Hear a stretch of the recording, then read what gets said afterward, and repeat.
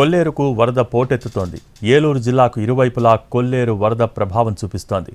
కొల్లేరు గ్రామాలకు రాకపోకలు బంద్ అయ్యాయి. కొల్లేరు వరద ఉధృతి మరింత పెరిగే అవకాశం ఉంది. అత్యవసరమైతే తప్ప ప్రజలు బయటకు రావద్దని పోలీసులు హెచ్చరించారు. ఏలూరు కైకలూరు రహదారిపై రాకపోకలను నిలిపివేశారు పోలీసులు.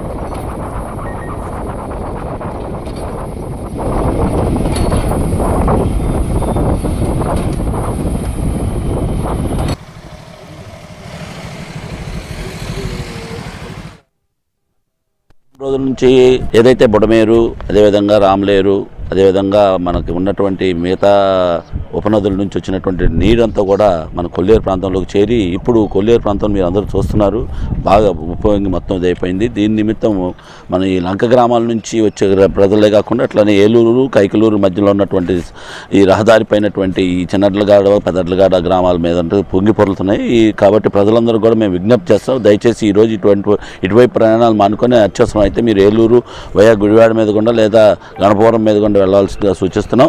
ప్రజలందరూ కూడా మరీ విజ్ఞప్తి, ఎందుకంటే మీకు ప్రతిసారి తెలిసిందే కానీ ఈసారి కొంచెం ఉధృతంగా 2020లో ఏ విధంగా అయితే వచ్చిందో అదే విధంగా ఇక్కడ పెరిగింది. కాబట్టి దయచేసి మీ అందరినీ కూడా ఈ 2 రోజులు కూడా ఈ ఉద్రిక్తమైన దీన్ని తేలిగ్గా తీసుకొని ప్రతిసారి మనం చూసేదే కదా అనే ఉద్దేశంతో కాకుండా ప్రజలను కాపాడాలనే ఏకైక ఉద్దేశంతో మిమ్మల్ని ఇబ్బంది పెట్టాలనే ఉద్దేశం కాదు.